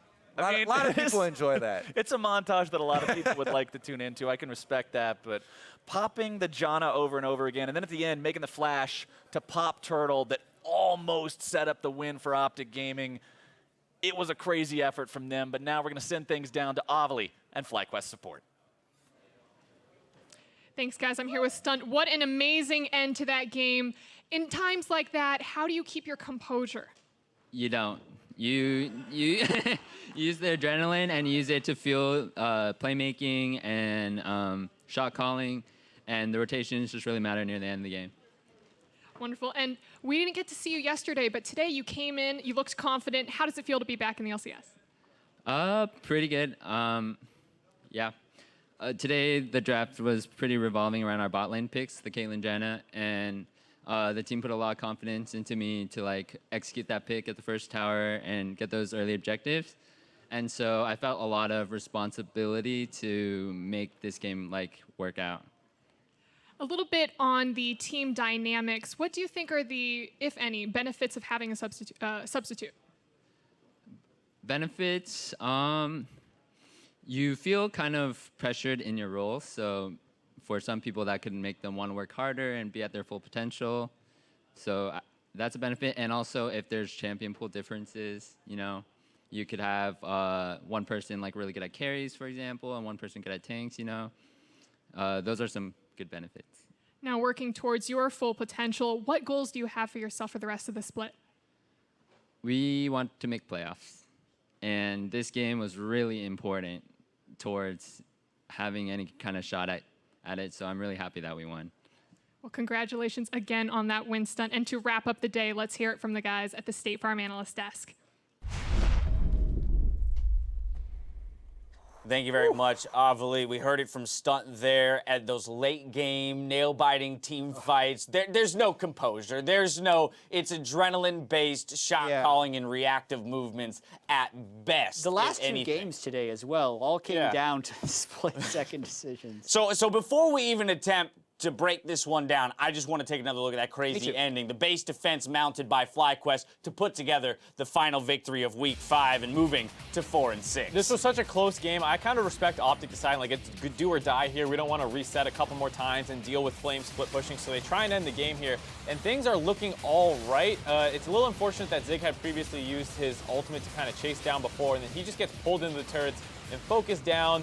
And eventually Flame's going to hit Nega and jump in, and that's one of the key parts of this defense. Missed Sej ultimate, even though Fly had cleanse. He's able to use the cleanse on the stun, because basically, remember, Turtle's dead. So Fly's the only real damage dealer. Mega Gnar is huge to be able to get PowerOfEvil, but also the fact that they cleared the minions early, and then a near save by Arrow there as he got ulted away from Flyquest. When we were watching it live, we thought, it was going to be the zombie Sion killing. Right, we actually, it was in all the messiness, it was hard to tell man. whether or not that was zombie Sion or the Sion in actuality. And you could see the heartbreak on the faces of the OpTic Gaming squad because, as you said, that is one of those stabs at victories after some pretty big playmaking from the side of someone like PowerOfEvil. And we'll get to that in just a moment. Before we do, there was one piece of criticism I know he wanted to throw. Yesterday, we had an interview with Arrow in which he was very vocal about the pick that he chose for himself yesterday in the Draven. It made its appearance again today. Let's take a look at what his thoughts were on this pick. Thank you. I'm happy with this winning my Draven. Yeah, really happy. Did you come in today thinking, I'm going to play Draven? Yes, for sure. 100%. She said 100%. Yeah. And Carried over to today, too, I think. yeah, maybe Flyquest listened to that and said, well, let's just take early Caitlyn, and then he picks Draven into it. One of the biggest counter picks to Draven is Caitlyn, and this is one of those times where if you cast your mind way back to a couple interviews with Zabutin early in the split, he was talking about his coaching style being very like, whatever the players want, that's pretty much what they're going to get. And this is a time where you probably should have stepped up and said no, because this whole early game was dictated off the fact that they got blasted in lane and lost their turret early on. Yeah, they pick Varus in this game, and they probably win because they don't fall 100 CS down and have that supercharged Caitlyn with the Janna that early on in the game. Because, as you mentioned, I think it's a bit of a double-edged sword, too, because Syndra is kind of a PowerOfEvil pick that a lot of people aren't pulling out. And he nearly solo carried the game with it, which is what you're hoping that Arrow is going to do on Draven. It's just not the case. His only death was in that final team fight around the Nexus here for PowerOfEvil. And it's worth noting that he was the single reason why Flyquest couldn't close that game out earlier. He found Stunt a couple of times. He found a couple other people. Great mid 2v2 as Fly had not actually built the Merc Treads first, which most Azirs do in that matchup, so he gets popped really easily in these skirmishes. And then, yeah, PowerOfEvil now is a 2-0-1. He has an Infernal Dragon ticking, and they just completely play around him the entire game. Yeah, really good brush camps constantly stacking, and this play was insane. He uses the Merc Scimitar, pays off, lands the flash alt WE. Through the Mount Mortius too, So PowerOfEvil did everything humanly possible probably in that situation to win his team that game, but he was still lost. He was playing with such deficits because he had 2 losing side lanes. When they had counter pick in the bot lane, they did not need to let that happen. Like you said, Varus works well with that team comp as well because you have extra pick tools. It was just a little sad to see them so hard stuck on that Draven for not really a great reason. Some criticism levied for that pick, but on the flip side, as Stunt brought up, the entire team comp revolved around that Caitlyn Janna, making sure that they were taking those turrets early, opening up the map, and we saw the prowess of the siege potential in the late game map control with the inhibs down, made it that much harder for OpTic to find their avenues to victory. Yeah, Flame had some pretty heady split pushing as well, escaping Sion ult after Sion ult. He also was over 100 CS up on his opponent. How you guys feeling about Sion as a pick right now? Looking a little like a dud for the highest 1 and 2 on the day, right? 1 and and 2 on the day? Yeah, I mean, you can clearly see people found success with it in Gnar, because that's all of the situations in which it was picked, and that was when Camille was banned out. So I think when we switch patches in 2 weeks, it's going to change again. I think we're going to keep seeing Sion, actually, because it does neutralize okay, and it's still a big tank. Yeah, I want to see a little more of it. Maybe in scrims where it's a little bloodier, people don't track things as well. The ult is more effective at engaging on fights, and here in the more controlled environment, it doesn't happen as often. The last thing to talk about here is that the 4 and 6 Flyquest had put in Stunt again today, and although I know he was the target of a lot of those picks, which extended the game, Jat, you were pretty vocal about thinking that Flyquest looks better when he's in as opposed to JJ. Yeah, especially when they have Fly in the game as well, because Fly likes to rotate around a lot of lanes, and I think Stunt is a really strong laner. I think his map play is a little bit questionable at times. You could see it looked like he wasn't really tracking Syndra when he got picked out, but he's really solid in lane, especially when they draft for him that way, and I think it's a way they can find success. All right, Flyquest 4 and 6, OpTic to 3 and 7. As we wrap up the day, let's see how the teams rank among one another. Equifox sit alone at first at 9 and 1, while Cloud9 slipped to second. Clutch and their 2-0 week in a tie for third, with Team Liquid, and dropping into a tie for 8th place is Canalogic Gaming and OpTic. This will bring us to your guys' predictions for the day. Mark, I saved us. I don't know about that. No, I did. Believe me, if I stayed Flyquest, that last-second base push defense, it would have ended in favor of OpTic. OpTic would have won. We'd be 0-5. And luckily, I took the bullet for Jat, so he could go up 2 wins over me. Mark. Yeah, anytime. We now have 2 objects that have been 0-5 in a day. Right, Mark one is Mark. and a coin. So Hey, Luckily, I haven't done that yet. You've been relegated to an inanimate object. We're a unit here, and I really helped Jad out today. Support lifestyle. Crazy day, though. I mean, if OpTic would have won that game, Which is close. then every matchup would have been decided by who has been in the LCS for less time, right? All the younger teams, aside from that last game, won. Like TSM, COG, C9, Liquid, all lost. So as much as there is that old guard or old boys club that people were talking about, this is actually, I think the last upset day we had was very similar teams losing. Right. Those teams are actually starting to struggle, and I think that's what people were looking for a lot when franchising came in, is like, we'll wait for these new orgs to start picking up some wins. It's kind of starting sooner than people thought. Right. Yeah. Right. But again, I think that can largely be attributed to the fact that while, yes, we had new orgs come in, almost or all orgs went through a major restructuring when it comes to their roster, right? And so we're still seeing some of that evidenced in teams like TSM struggling to put the finality of, the victory on a game. Still getting those leads, still finding some good looks, but just not able to come together in the end and put the W on the board. Yeah, and it's not like it's always trending in the right direction either. It feels like these teams are taking steps forward and taking steps back. This time around, despite TSM usually getting gold leads, today they hardly had one at all for the entire game. All right, how about this one? With no international evidence, obviously, but I know you two do a fair amount of watching of the other regions.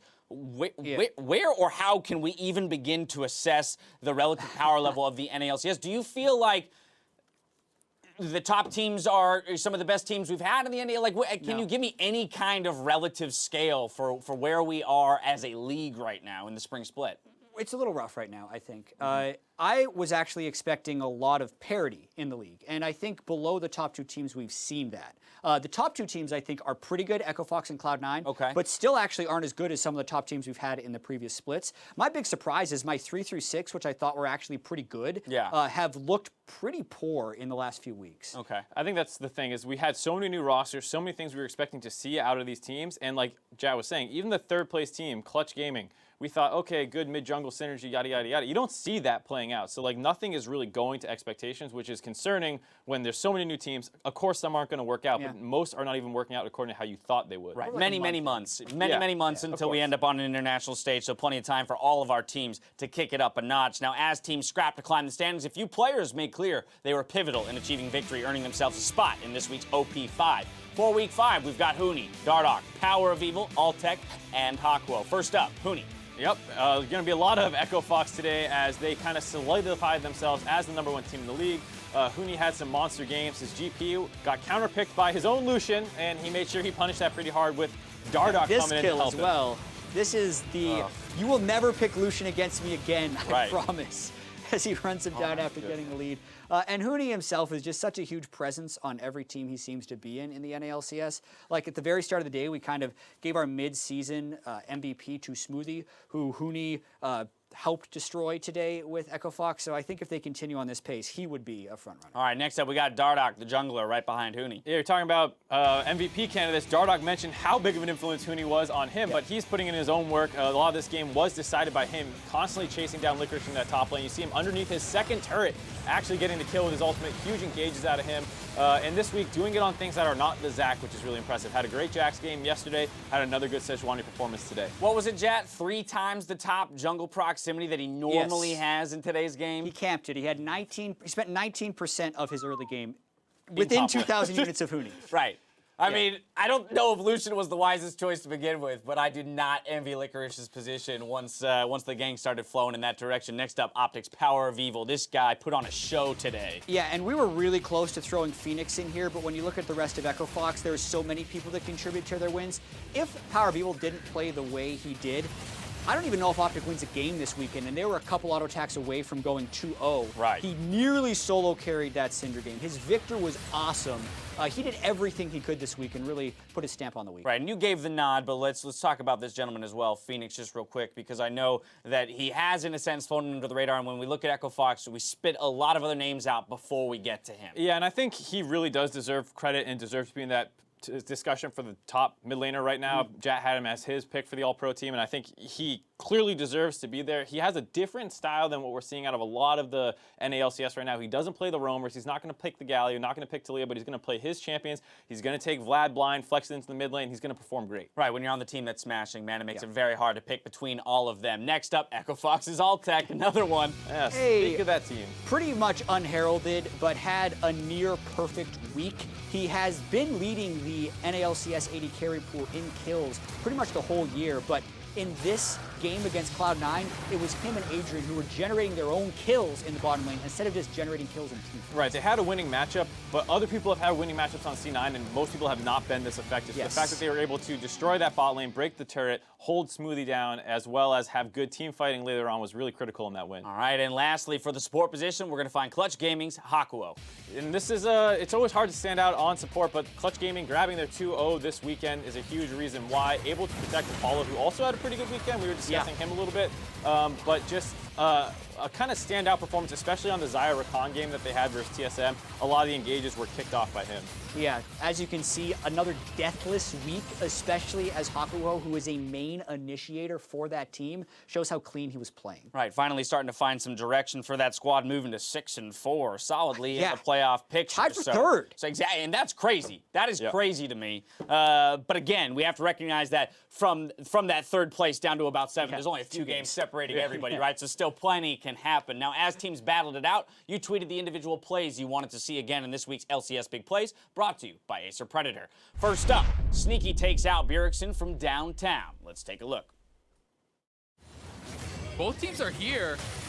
Oh, wow, what a hit there from Sneaky. Actually gets the pass through on Bjergsen. Midney in a bad spot as he tries to save him. And the rest of the team had actually just bring it back. Sneaky gets it on the true shot barrage. Sun. Braum. Look at Braum. Nice. What about pressure? Can we take the next wave and then? Oh, nice. Let's get Nash up. Let's get Nash. Sneaky says, nope, not getting away from me. You love how immediate change. Immediate change. They're running up mid lane, and then Sven's like, never mind, I'm going this way. And they just both all book it to bear. Right, that's that decisiveness that we've talked about is one of the major differences between our top few teams and everyone else behind them in the pack. Our next big play is from Mark and shows that all you need to escape with Ryze's ult is a cool head and some fancy footwork. Let's take a look. Someday had just used his previously back to top side, so he wasn't going to go. Oh! Ryu doesn't need no staking stopwatch. Get that out of here. He dodges the ultimate, gets right back in, and that was a beautiful escape. You want to see the outplays. You want to see the skill here. Kobe takes the words right out of my mouth. Stopwatch makes it easy. Face palm, press some buttons, you're out of there. Ryu has to have some fancy feet. No stinking stopwatch. Step out of the ult, come back in. Much more impressive than getting out the other way. Super slick, actually. A very slick play. Next up, Arrow gets the Quadra and turns the game into the League of Draven. Victor does indeed fall, but a third one comes in. 3 for the Draven, another one for the Gnar. It will not be the Penta. It does get denied. The stopwatch used just to buy 2.5 seconds. Matt will fall. A Quadra for Draven.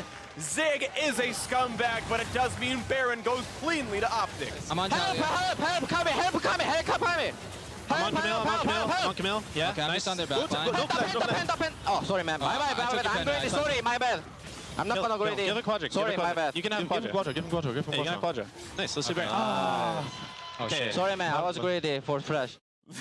The consolation Sorry, prize. man. I'll give it the Quadra. It's fine. It's fine. I also like how Arrow talked in the interview after that game, how he's like, I really should not have burned my flash going for the pentakill because we may have needed it later. As a former coach, that's like the mentality you want to see in a player, it's just like right? you want to be 100% serious all the time, and you're like, good, you realize it immediately. Don't do that. I love it. I love to see that. Now, as we continue through the second half of the split, keep sending us your big plays to @LOL Esports with that hashtag NALCS. Now we're going to send it over to Freak, Zyrene, and Azael, though, for NALCS tonight, where they'll review the week's games, answer some fan tweets, and look towards next week's matchups.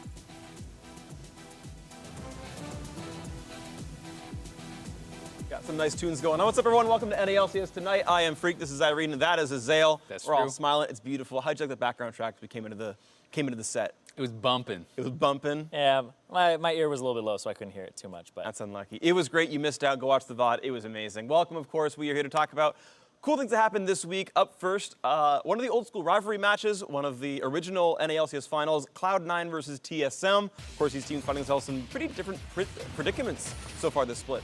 And this was an exciting one for me because I thought this was, TSM kind of on the up and up a little bit over the last little while. Seemed like they had been improving, and this was going to be kind of a really big challenge to see how good have you gotten? Are you really on the level that you can challenge C9? And the answer was kind of a resounding no. Yeah, they were winning some lanes though. TSM were winning a lot of those lanes very early on. I remember mid lane there was a gank that ended up like making Jensen go down, and then in the bottom side, Smoothie started 0 and 3. So I think Svenskaren's counter gank top lane that turned around into a double kill was kind of the whole momentum shift in the game, but it did look like TSM were out of sorts past the 20-minute mark. Like, communication seems to be a clear weakness for the team compared to somebody like C9. And definitely you have to say some unforced errors, right? While Svenskeren turning around that gank was incredible, they definitely messed it up as well. The juggling on the aggro, Mike Young goes very deep under the turret, and then he's standing outside of the turret, stops actually attacking LickRish, thinking he has turret aggro. It's on Hauntzer, so then he's just strafing back and forth, not holding aggro, not doing damage, right? Like, in a cleanly executed dive, maybe Svenskeren doesn't get a chance to actually turn that around.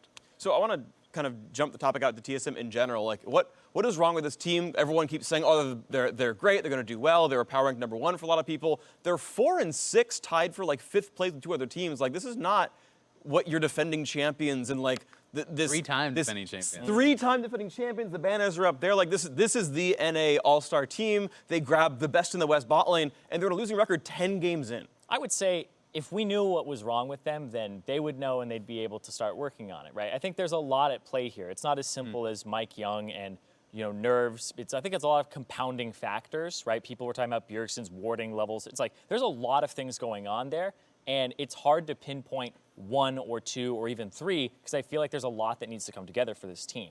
Well, I definitely see what you mean. I think there's sometimes you can know what's wrong, but it's really hard to fix, right? As far as it's like, oh, if a team is not being proactive, is not being able to.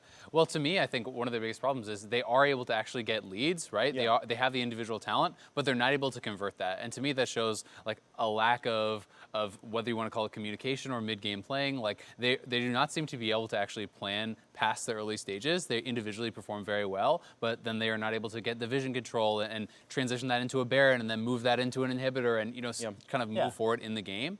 And obviously there can be a lot of confounding factors, and that's why it's so complicated because like just saying, well, their mid/late game sucks, which I think is kind of true, isn't always easy to fix because people can have such diverging opinions on how to do it and how to play the game, who should be the focal point, where you should go first, why you should go there, all these different things. And to me, it just looks like a team that has a severe lack of direction, right? It's a team that does not have a cohesive strategy, or perhaps that means that they do not have, a strong leader within the game who is like just saying, no, I don't care what you're doing, this is what we're doing, right? And that to me is the biggest downfall, which is funny because it was all supposed to be about communication. Yeah, that's why they made a lot of the changes that they did was to increase communication. And now it looks like there might be too much communication and not enough direction, like you were saying. Yeah, too many chefs in the kitchen. Exactly, too many cooks. And I was watching their games pretty closely, and I think that like their wings seemed a little clipped because I saw like Cloud9 would start getting an advantage at 20 minutes for the first time in the game, and that would end up being a 9,000 gold lead by 30 minutes. Right? And TSM get a gold lead, but they aren't as aggressive and they aren't even taking risks with it. I watched Bjergsen today never do a stream shuffle in positions where I saw he could do it on flashless people, and then they never go for those types of plays, and it just seems like nobody's empowering each other to make plays. Yeah, sure. And I mean, there's a lot you can talk about. Not going for a shuffle is either Mithy's telling him never go for anything, or Bjergsen's not feeling confident. There's many things that could happen. Let's move on. We've got a lot more to talk about in the show. Our second game we want to talk about, 20 minutes in the NALCS tonight, is Echo Fox versus Cloud9, the battle of the two #1 teams in the league. Only one could win, and it was Echo Fox pretty resoundingly, I would say. Yeah, especially that top lane. LickRish, I mean, that guy, he's the rookie, but I don't know if he's ready for that. Lucian into Huni in the top side. Now, I think that Huni played the GP incredibly well in that matchup, but I do have to give large shout-outs to Dardoch because junglers should have no business being allowed on the top side of the map in that type of matchup. He should not have been able to affect that matchup once, twice, let alone the 4 times that he was able to go up there. Well, it was interesting because Sven was spending a lot of time in that lane and in that area. We saw him constantly fighting over the blue buff, over the wolves. He took a Gromp away. Like, he was trying to live in that jungle, keeping Dardoch away, but Dardoch kept getting it anyway. anyway.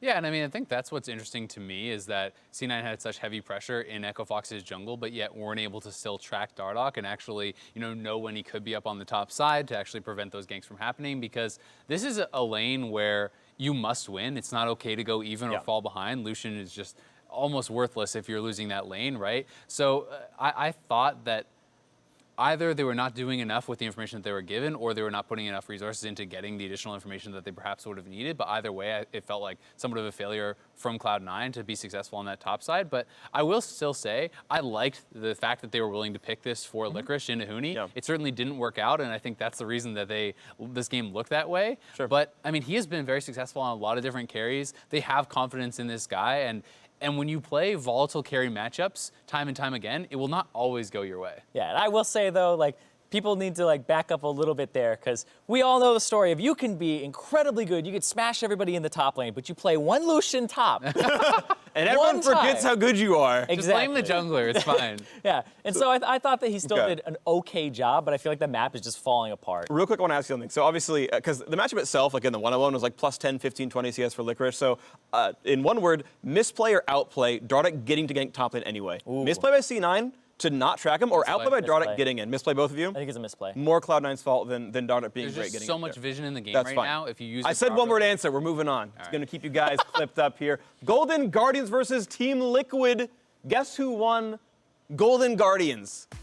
1-8 coming in. 2-1 in their One word promos. intro, freak. I'm going to have to cut you off. Let's go. Golden Guardians, I mean, I think they put on a good performance. And while it's definitely a bit of a shocker and disappointing for Team Liquid fans, I think that this has been something that should not be as surprising as it feels. I actually feel like the difference between the bottom of the league and a lot of these teams below the top two is not that big, right? Golden Guardians, yes, I still think they're probably the worst team in the league, but they were very close in a number of other games. And you see OpTic Gaming like a couple auto attacks away from finishing a game here today. There's been so many games that have been a team with a major lead or almost closing it out, and they just didn't quite do it. In that game, I mean, for Team Liquid fans, this is the one where Team Liquid fans were like riding this high, like, we're a really good team. And now this was the meme game. Because now Liquid are in a position where they are third, fourth. No, they're fourth. Potentially. They're fourth. They're fourth.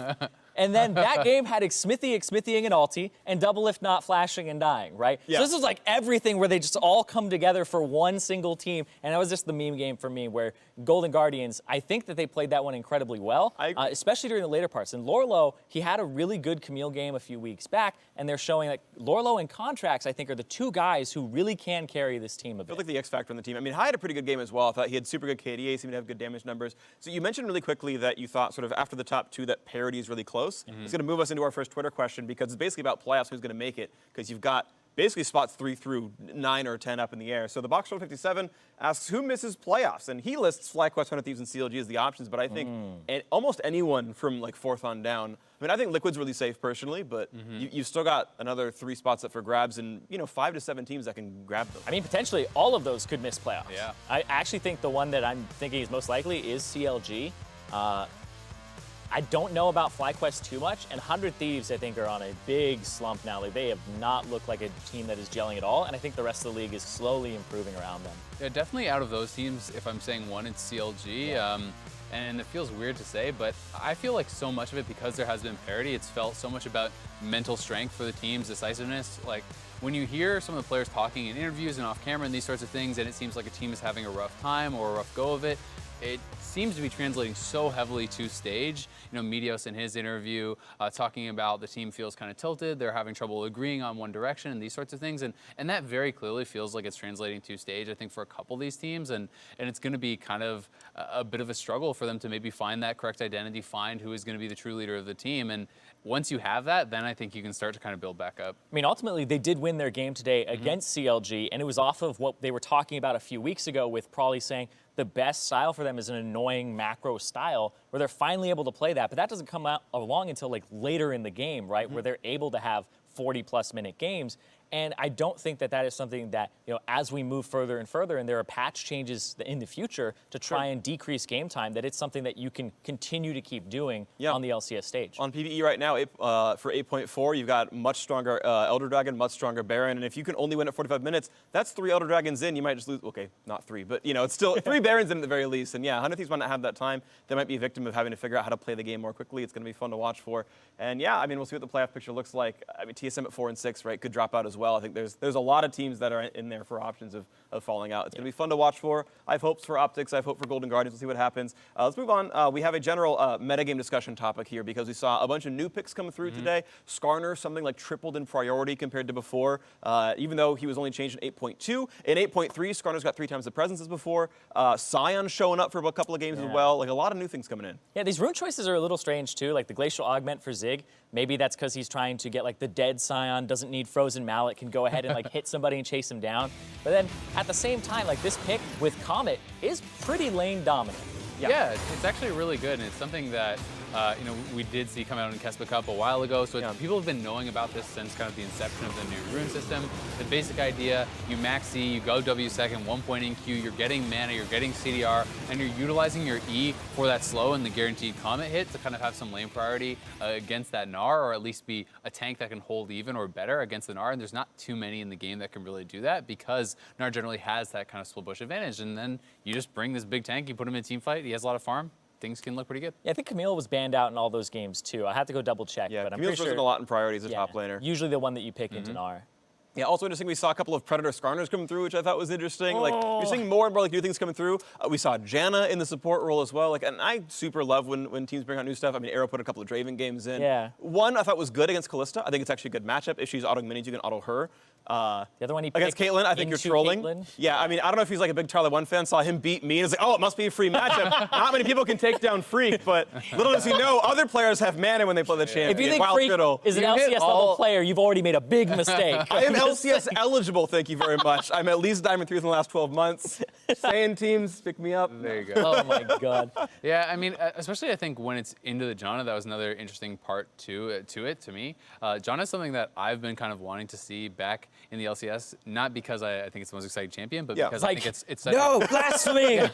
But just because I think it's actually such a good pick in this meta, and I've been surprised to see people just adhering from going to it. They're so like, it must be a tank, right? And it's only a tank. If you play, a range support, you're gonna get ganked, you're gonna die. But Janna has such powerful team fighting. And when you're going up against like a Braum or a tank support in general, I feel it's very hard for them to punish her lane. And in many cases, you can even just W-max, like you were talking about, if you're going into these easy melee matchups and punish them pretty heavily, then still have a more powerful or more consistent team fight. Especially when you are going up against, I believe in that game, it was like a Sejuani and a Sion and these sorts of things who do not have multiple ways into a fight generally. It's like you use your gap closer, you get into the fight, Janna ults you back out, now what do you do, right? And it can become pretty difficult. Yeah, we had seen a Janna before. I think it was Biofrost, and he got absolutely destroyed. And then we've seen some Morgana. So I feel like supports, just the tank ones, had so much momentum because of double Relic Shield. It's taken a long time to correct back to what are we able to play, and how should we even play those champions in compositions. But absolutely, there was one thing that was kind of triggering me on broadcast. Okay. And it was the Predator Skarners, right? Okay. Taking Relentless Hunter. I actually think Ingenious Hunter is way better. Active item CDR? Exactly. Because you're taking Predator, which it does affect that. And it takes like 40 seconds off the cooldown later in the game. And if you're going Righteous Glory, that's a double whammy. You are going to have a lot of ways to get into fights. And Relentless Hunter is movement speed out of combat, and Skarner already has Spires, and they're soft movement speed caps. So it's not even giving you exactly what it tells you on the rune. So I think Ingenious Hunter is better. Good to know. Yeah, something to watch for, absolutely. Let's move forward a little bit. We have another Twitter question coming through. Twice I Slasher says, how much is the lack of assassins a result of basically either how current teams like to play the game or the actual strength of assassins as a role? I don't know what he's talking about, dude. I see Zoe every single game. Yeah. Okay, fair. The true one shot. There you go. There you go. I like it. I will jump in quickly, real quick, because I know in Korea, for example, they're still playing a lot of Kha'Zix and Rengar. NA has jumped off the assassin jungle hype train, but assassin mid laners, obviously, we're not seeing almost at all right now. LeBlanc, if you want to consider her, we see her once in a while, but certainly a rarity, generally speaking, in North America. And to me, it is more about meta and how the teams are playing the game right now. It's about the fact that I think Stopwatch coming in really hurt assassins. I mean, that can, when you think about a champion like Zed or like Talon or who's trying to go for this big all-in, well, that can shut you down. And if you cannot get those early kills, snowballing can become difficult. Plus, I just think the name of the game in mid lane right now is wave clear and roaming, right? And assassins, generally speaking, have very poor wave clear compared to some of these other champions. And if you're a Talon and you're like, great, I'm going to all-in this Azir, but you're stuck under your turret the entire game, it becomes very difficult to actually get involved. Yeah, there's a lot of elements to why assassins are not very prevalent at all. Things like, you know, your damage palette in a team composition, having mostly physical damage would be an issue, right? Vladimir top is something you could play, but then your tankiness goes down. So just Eve's not strong right now. Yeah, exactly. Like fitting it into a composition requires so many things around. I think it's still solid, actually. It got played somewhat recently, I thought. I forget what league, but we saw Ziggs pretty recently. I think we had seen, like, I think Flyquest did some stuff with that back a year ago when they would play like Ziggs AD carry, and then they'd even have like Jarvan. And Apollo did too. Apollo did a lot with Envy. Yeah, so you can fit it in, but it just changes and shifts everybody's kind of role in a composition. And it requires learning. Is it worth all that work, right? Like, Probably is the not. payoff? I think yes. Okay. So I mean, generally speaking, so the way I view it, and we'll move on in a second, but I'm going to give myself last word, is if you can get it to a passable level, if you can get a new style of comp to a passable level, I mean, it's your time to shine normally. I'm going for myself this one. If you get the comp to a passable level, your opponents have scrimmed against it 0 times the last 12 months. They will make egregious macro mistakes because last time you scrimmed against a Ziggs AD carry was in 2017 spring. So you're going to know the playstyle better, even if it's like only 89% as good as a regular comp. Your opponent's going to play 80% as good as they normally would, and that's an advantage, in my opinion. Yeah, I agree with that. And going back on the assassin point for just 1 second here, I think like Echo is probably the best example of an assassin that has been in the meta at certain points. I think it's totally playable too. Because he does solve some of those problems that assassins have. Wave clear, has decent escapes, can choose when to engage, and then he also has pretty good matchups, and he's magic damage. And works well with TP. Yeah. And works well with TP. All right, so we're going to move on now to next week's games. Going to tease the ones coming up. Schedule on your screen in a little bit. 100 Thieves vs. Cloud9, CLG vs. Clutch Gaming. We'll see which team gets the L there. Right now it is Counter Logic Gaming, though. TSM vs. Echo Fox. Going to be a fun one. I'm actually going to be on the alt stream, or the NALCS lounge stream for that one, alongside Sneaky and Meteor. So that'll be a fun selling one out there. all week. Huh? Selling out all week. I'm First, selling out skins, all week. The skins, talking about me. It's beautiful. Speaking of sellouts, by the way, spring finals tickets going up on sale very soon. The transition was there courtesy of Zyrene. Thank you very much. They will be going on sale, I believe, on Thursday. For verified fans, check LOLesports.com for more details. You have to be a real fan, verified. You do, yeah. You can see April 7th to 8th is when that final's going to happen. It's going to be great. I like how Swag, after he looks in the far left, by the way, he's got the 100 Thieves shorts. He looks very much ready to go in Miami. I like the Sneaky in the bottom right because it looks like Sneaky and Meteos had a baby because he's got blonde hair, and I'm just like, wait a second. At first I was like, is that He's just is that been out on Meteos? the beach. Yeah, He's in Miami. Sun-kissed, I guess. Exactly. Beautiful. So that was your favorite player. Who's your favorite player on that graphic? Actually, I was feeling the Afro mood too. I think, all right, 2-1 we win. Sorry, dude. Yeah, I mean, the whole poster is pretty sick, though. I agree. I'm liking it quite a bit. I'm hopefully going to get one if they're actually posters. Yo, same. All right, well, thank you guys very much for joining us. Thanks for watching. NALCS Tonight is going to conclude right now. We will see you in about 6 days for week 6 of North America. It's going to be beautiful. See y'all then.